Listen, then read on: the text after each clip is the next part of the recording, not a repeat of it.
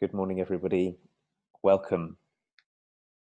It's Sunday morning here in London, and this is Lizzie and Justin, and we are live once again for our weekly Turning Towards Life.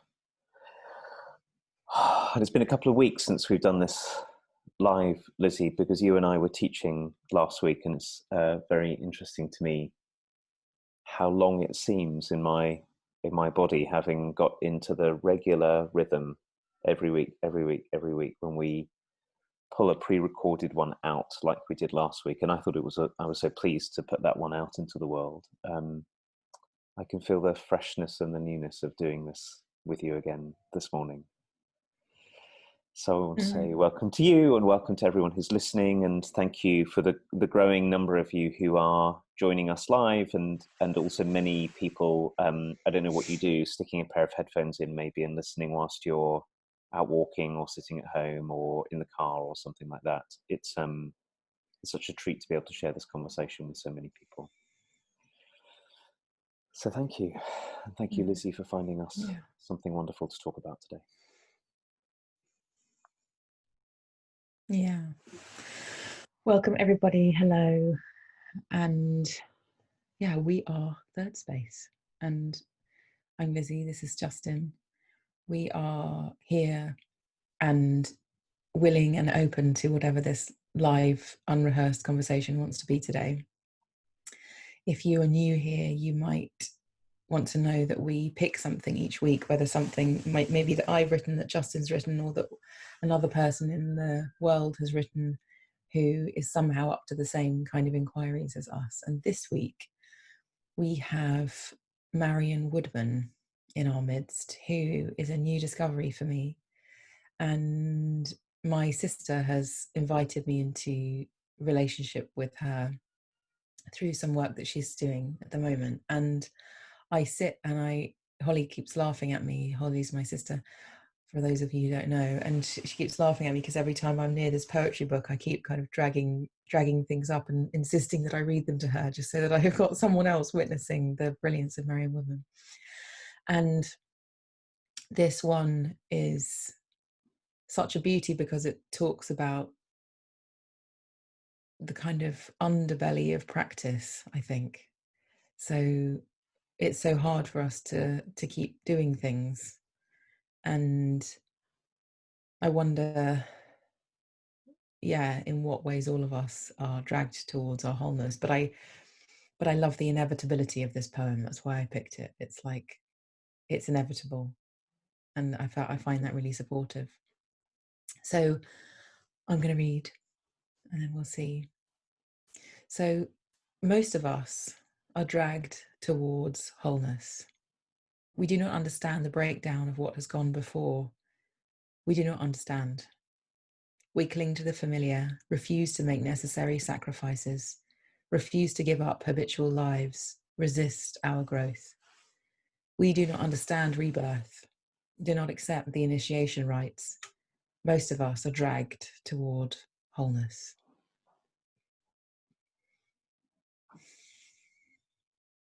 Thank you, Lizzie. I'm going to read it too, of course.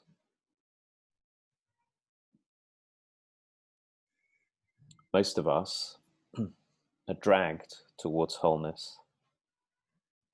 We do not understand the breakdown of what has gone before. We do not understand. We cling to the familiar, refuse to make necessary sacrifices, refuse to give up habitual lives, resist our growth. We do not understand rebirth. We do not accept the initiation rites. Most of us are dragged towards wholeness.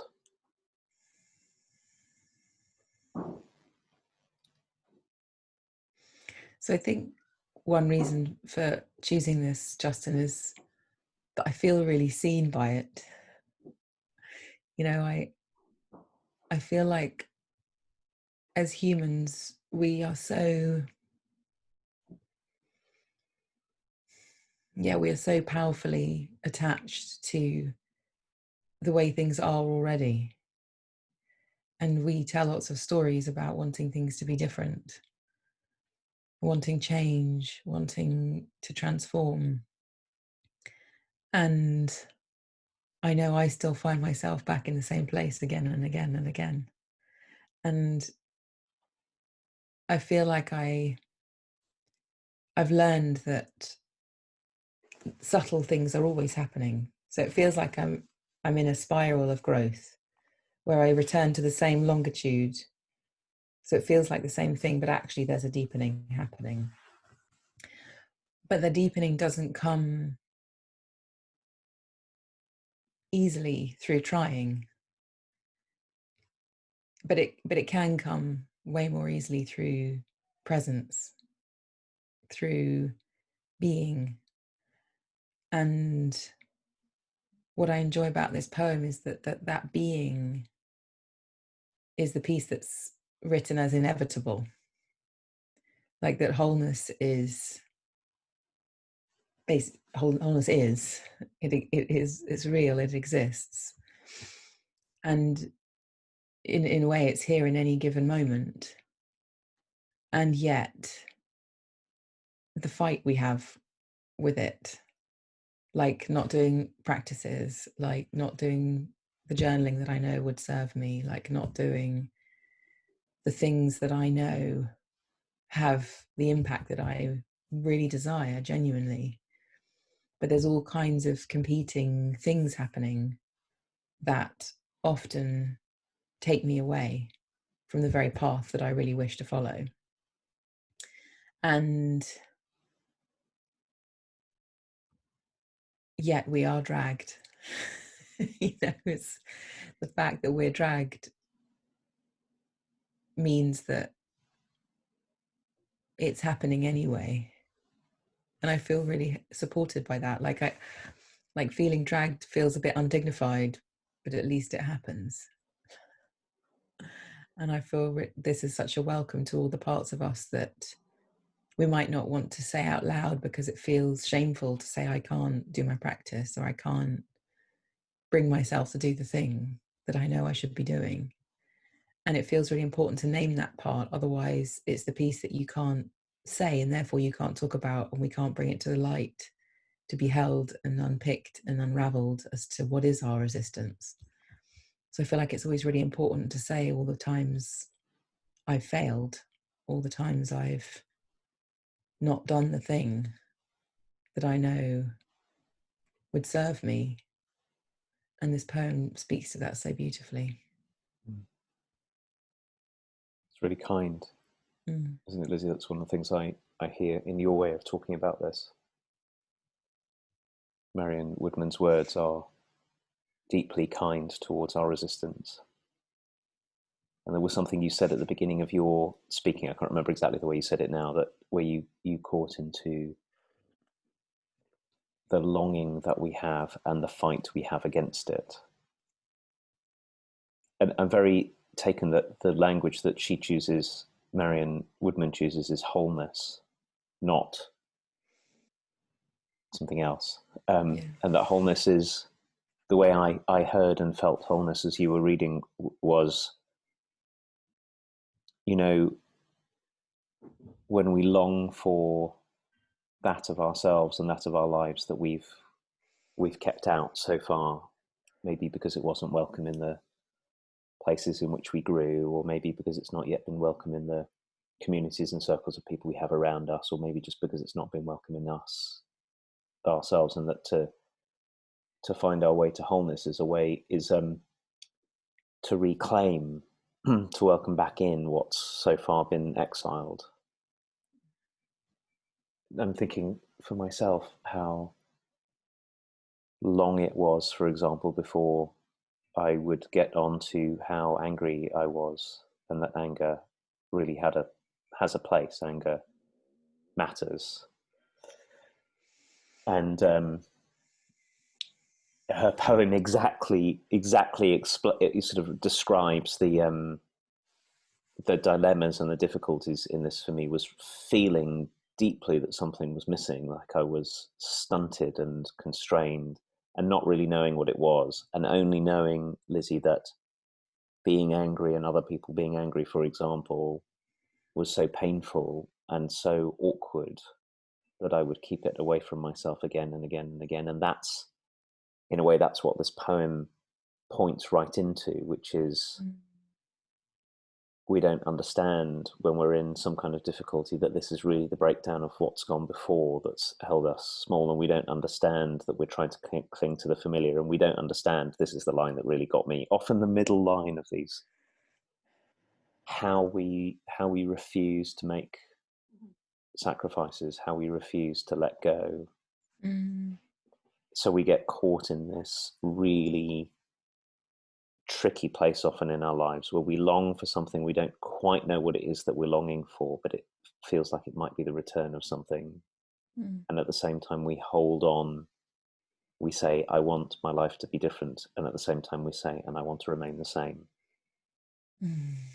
And we don't yet understand that what we're calling for to be different is not exactly our lives, although we may want all kinds of things about our lives to be different, but what we're really calling for is to let ourselves start to include what's been left out, to unfold into something broader and deeper. But at the same time, we're really, really, really resistant to how that feels, what it might entail. And it's grand language to have somebody say, that's what it is like to be a person. Not, what a terrible thing, although there is pain in this. And not, what a terrible person you are because you're simultaneously longing and also resisting. But that's just humanness. And then, of course, there are things we can do when we start to see this. But it is good, I finding it settling and helpful to feel, oh yeah, so much of whatever reclaiming of my own wholeness has happened so far in my life, some of it's been purposeful and semi-skillful, and a lot of it has happened because I've been dragged kicking and screaming into and through things that I was doing my best to make sure didn't happen. It's funny as you say that, I recognize that I have this inner mantra, which is like, if I don't do the work, the inner work, the world will make me do it. Like, I will be dragged. So I can either choose willingly to become deeper and deeper in contact with my patterns and my habits and my distortions in the way that it all plays out in the world, or the world will bring breakdowns to me, bring circumstances to me that will have me look at that anyway. So I feel like I can either go willingly or I can be dragged. And all the places where I don't even know that I could go willingly, the dragging will happen anyway. And I feel also like when you were talking, I was thinking, when have I been able to face things like the anger that I didn't want to face, or I'm just thinking of something that's more relevant to me than, I think anger's quite, I don't know, I think I get quite cross quite a lot, in the scheme of things. Like, I can say that's not okay for me and everything. But I think the thing that I've been really kind of, I've struggled to see or struggled to say is probably something around, there's lots of them, I'm just thinking of one that's relevant, but something around my true motivation for the reason I do things. Like, when something is so obscure that until you dig quite deep, you don't really know that that's why you were doing it. So, for example, pleasing people, like not pleasing people, is really, really hard. So, as in not doing the thing that I know would make things okay for someone else. And I'm learning more and more about that, and what set of boundaries I have habitually that make that really hard. And what I know about that is that it takes some very confronting honesty to be able to say, oh, well, actually, I thought I was doing something for you because I'm a good person, when actually I was doing all of that for me because I want to feel safe and I don't want to rock the boat and I don't want to be the cause of hurt because that would be too excruciating for me. And that's another place where, like what you said about letting go and giving up, that giving up being somebody who makes it okay for other people is really hard because it's in the body, it's in my body to let that go is to become aware of myself to the point where my body doesn't just do what it's always done, which is make physical moves, verbal moves, do things that keep the same pattern going again and again and again. And so it takes stopping, awareness, breakdowns where I do something and it goes the opposite way than I had intended, or somebody actually says to me, please, can you stop doing that? Because every time you do that, it's disingenuous. You know, somebody seeing my disingenuousness, for example, is a way that I know it's been stopped in its tracks before. And letting go of being that person is really hard because it happens when I'm asleep almost. You know, it's like a part of my sleepfulness is just being that way. And of course, there's all kinds of reasons why that's a helpful thing in the world, to be attuned, to be aware of what would delight someone, to be aware of what would make something easier when someone's in a tricky situation. You know, that there's a lot of good in it, but the part that's not helpful is the less generous part of me, which I just want everything to be all right, and I want an easy life, and I want and I can feel my power in making things all right. But many times it robs people of things and it leaves me overextended. It robs me of things too. And so to let go of it's a really big liberation, and it's a really hard thing to let go of. I can hear in what you're saying, Lizzie, something like when you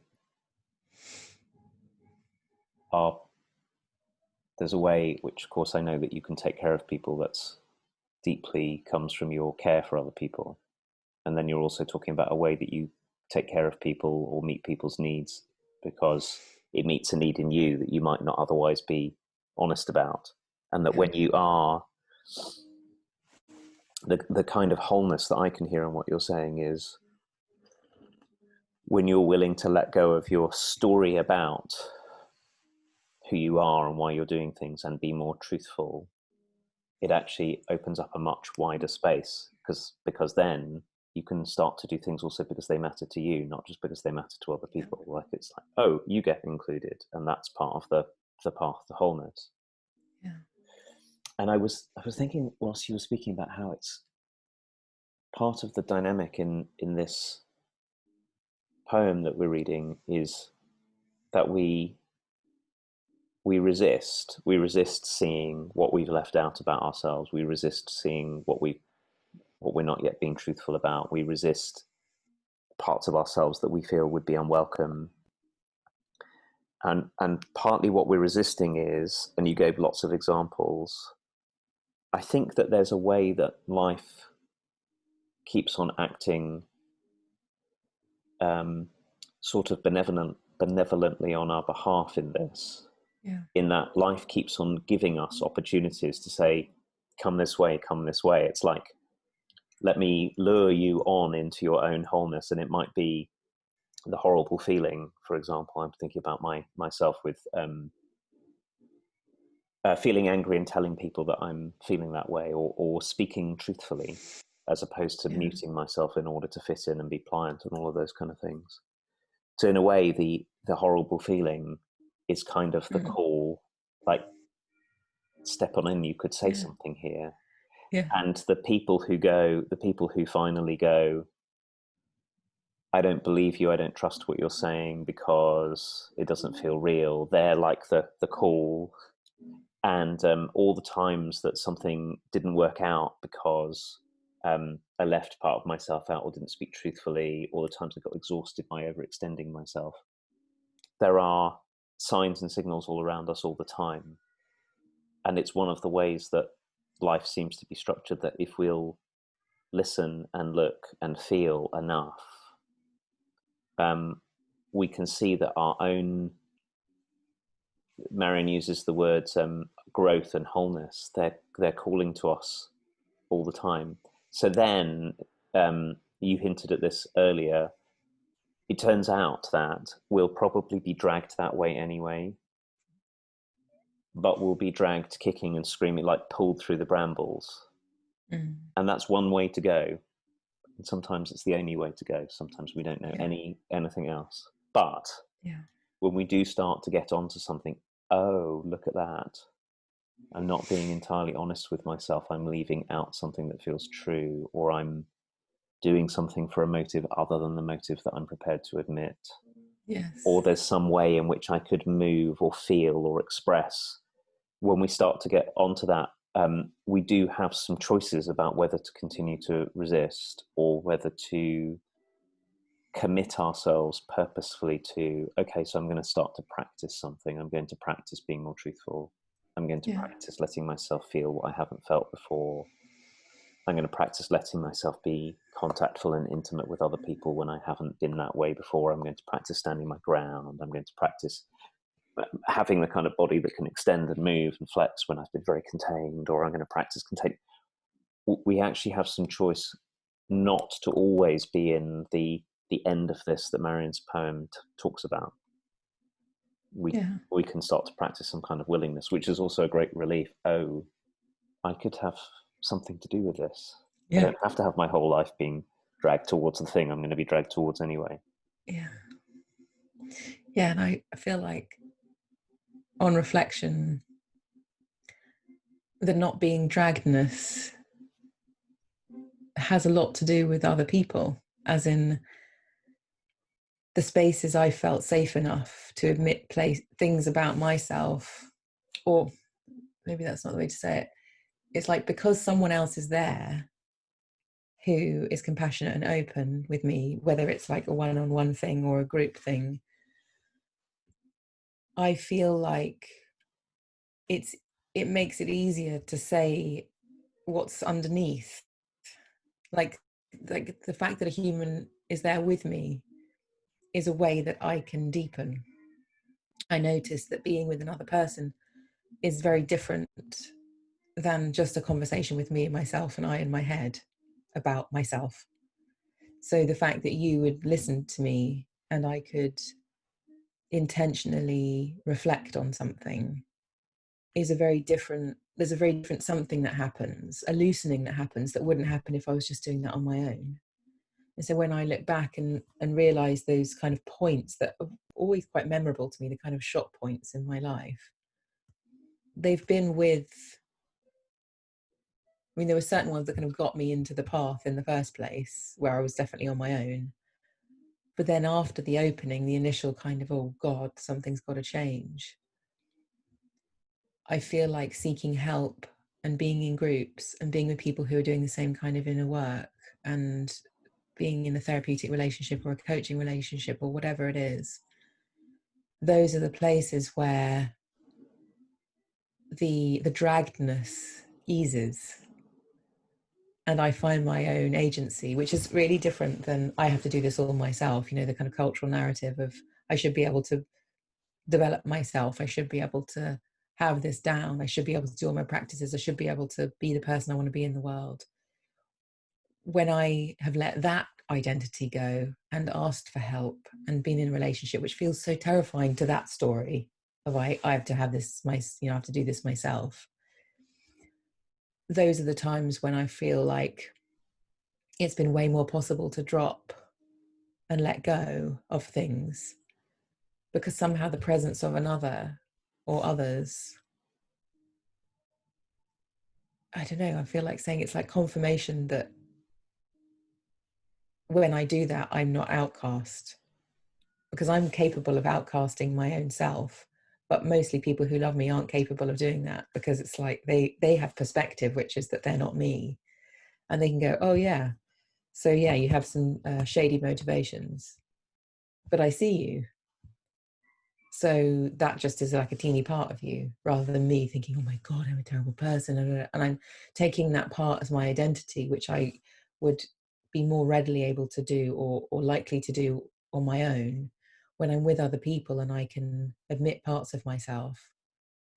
Somehow it's just way more okay than if I was just alone doing that.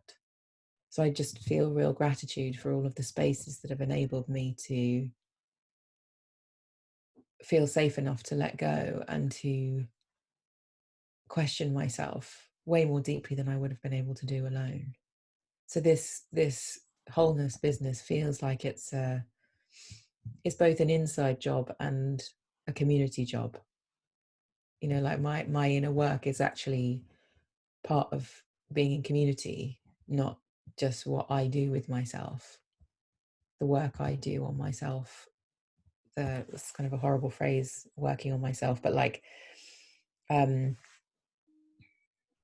capacity for honest self-reflection has most definitely been helped and enhanced by being with people, like way significant in my life is that keeps me in contact with people. Yeah, I'm really with you on this.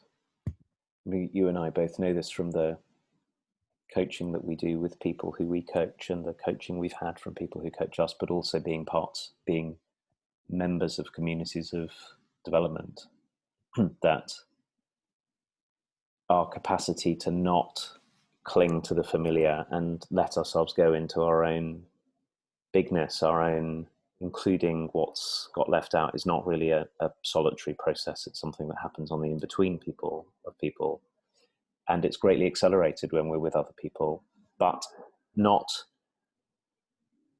I think as I was listening to you, I was thinking that the thing that really helps us is to find people who we can trust, see our goodness and see our wholeness, are committed to our wholeness on our own behalf, and won't reject us or exile us because we did something that they didn't like, but instead will hold firm to a much bigger sense of ourselves. Because I can think of, Lizzie, times that I've been with other people where we've all been up to this kind of everyone has to be a particular way.